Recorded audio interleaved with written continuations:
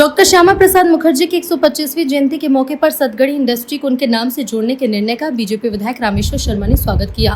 उन्होंने कहा कि पहल डॉक्टर मुखर्जी के राष्ट्र निर्माण और आत्मनिर्भर भारत के विचारों को सम्मान देने की दिशा में महत्वपूर्ण कदम है। रामेश्वर शर्मा ने कहा कि प्रकृति ने इस क्षेत्र को अनेक संसाधन से समृद्ध किया और इन संसाधन का उपयोग कर रोजगार के नए अवसर पैदा करना हमारी जिम्मेदारी है। उन्होंने ये कहा कि पीएम मोदी का भी लक्ष्य है कि देश में अधिक से अधिक रोजगार के अवसर सृजित हो और युवाओं को आत्मनिर्भर बनने का मौका मिले। उन्होंने कहा कि औद्योगिक विकास और रोजगार सृजन के जरिए क्षेत्र के युवाओं को लाभ मिलेगा और स्थानीय अर्थव्यवस्था को मजबूती। इसी उद्देश्य को ध्यान में रखते हुए डॉक्टर श्यामा प्रसाद मुखर्जी की 125वीं जयंती पर केंद्र का नाम उनके नाम पर रखा गया। शर्मा ने कहा कि डॉक्टर मुखर्जी का जीवन राष्ट्रहित, शिक्षा, विकास और जनसेवा के मूल्यों का प्रतीक रहा। उनके विचार आज भी समाज और युवाओं को प्रेरित करते हैं। बहुत हमारी बरसों पुरानी मांग थी यार, राजा भोज का शहर ताल तलैयों का शहरों के नाम से जाना जाता है, पहाड़ियों के नाम से जाना जाता है, खूबसूरती के नाम से जाना जाता है। इस शहर में प्रकृति ने बहुत कुछ दिया है।